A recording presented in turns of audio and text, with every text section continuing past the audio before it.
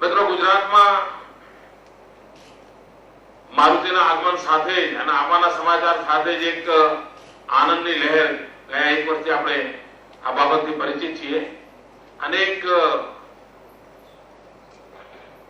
Automobile ઇન્ડસ્ટ્રીના ગુજરાતમાં આગમનને કારણે રોજગારની ખૂબ બધી તકો વધી છે અને એમાંય એન્સિલરી ઇન્ડસ્ટ્રીઝના માટે થઈને ખૂબ મોટો સ્કોપ હોય છે.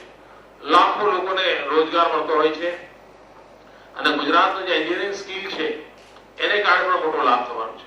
એક જમાનો તો ગુજરાતની ઓળખ માત્ર ફાર્માસ્યુટિકલ, કેમિકલ એટલે પોલ્યુશનની દુનિયા સાથે જોડાયેલી ઇન્ડસ્ટ્રીની હતી, પણ આજે ગુજરાતે એન્જિનિયરિંગ સેક્ટરમાં ખૂબ મોટી જગ્યા બનાવી છે અને એના કારણે નોન પોલ્યુટેડ વધુમાં વધુ લોકોને રોજગારી આપનારી એ પ્રકારના ઉદ્યોગોને મોટી તક મળી છે અને એમાં મારુતિનો ખૂબ મોટું યોગદાન રહેશે.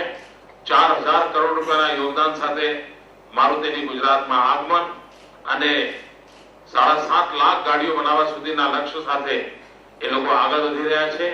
એ બતાવે છે કે અને આ વખતે મારુતિના જે પ્રોજેક્ટ જઈ રહ્યો છે એ ગુજરાતનો તદ્દન બેકવર્ડ એરિયા છે. બહુચરાજીના આ બધા જે બેલ્ટ છે કે જ્યાં આગળ અન્ય કોઈ વિકાસની સંભાવનાઓ નહોતી એવી જગ્યાએ આ પ્રોજેક્ટ જઈ રહ્યો છે. એના કારણે એ આખા વિસ્તારને આર્થિક રીતે ખૂબ મોટો લાભ થશે, વિકાસનો મોટો અવસર મળશે.